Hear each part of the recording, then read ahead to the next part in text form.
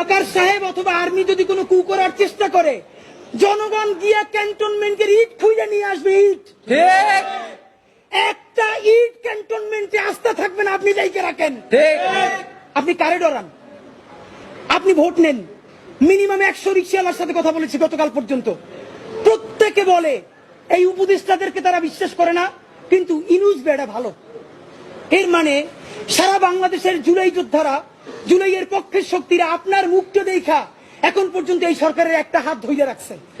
কিন্তু এই উপদেষ্টাদের কেউ কেউ ইতিমধ্যে রাজনৈতিক দল যারা সামনে ক্ষমতায় আসবে তাদের সাথে নেগোসিয়েশন করে কেউ সামনে আইনমন্ত্রী হবে, কেউ অন্যান্য মন্ত্রী হবে, কি কি হবে এইটা পাকাপোক্ত কইরে এখন তাদের জবানে আমাদের ঘোষণাপত্র লিখে দেয় বিএনপি। আপনারা তো আসলে কিভাবে জেনজি আপনাদের সাথে একাত্মতা হবে? দেখলাম দুদু উনি তো ফ্যাসিবাদ বিরোধী আন্দোলনের নেতা, তিনি বললেন বিএনপির যত কর্মী আছে প্রস্রাব কইরা দিলে নাকি সব ভাইসে যাবে এই অন্য অন্য।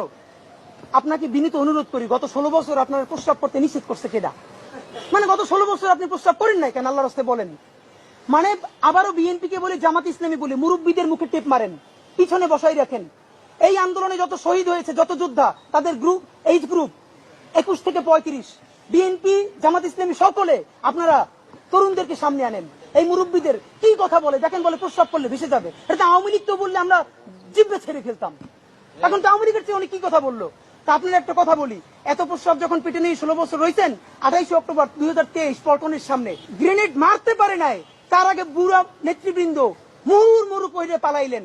আমরা বিএনপির কর্মী না, তবু 1 ঘন্টা সেখানে স্টেজের সামনে দাঁড়াইছিলাম, কোন একজন মাঝারি মানের নেতাও আসে কিনা আমরা প্রতিরোধ গড়ে তুলবো, একজনও পারেন নাই। যত লাখ লোক আসছে, প্রস্রাব করলে তো আওয়ামী লীগ ভাইসে যাবে, তখন প্রস্রাব চাইতো কোথায় রাখছেন? মাথায় উঠেই রাখছেন। ফাইজলামি কথাবার্তা বলেন।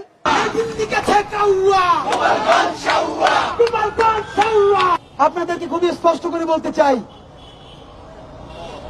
মাননীয় আর্মির চিফ, পুলিশের আইজিপি এবং ইন্টারিম বাহাদুর, যত্ন নিয়ে শোনেন। যেই দিনে আমার 6টা ভাই শহীদ হয়েছে, সেই শহীদ হওয়ার দিনে যখন রাজপথে নামতে হলো, তাদের জন্য দুরূদ পড়ে মাগফিরাত কামনা করতে না পেরে এই বৃষ্টির মধ্যে রাজপথে দাঁড়াইতে হইল। যাই না রাখেন, ইনসাফের বাংলাদেশ কায়েম হওয়ার আগ পর্যন্ত এই রাজপথ আমরা ছেড়ে যাব না। গোপালগঞ্জ থাকলে ইন্টারিম থাকবে না, গোপালগঞ্জ থাকলে ওয়াকার সাহেব থাকবে না, গোপালগঞ্জ থাকলে পুলিশের আইজিপি থাকতে পারবে না।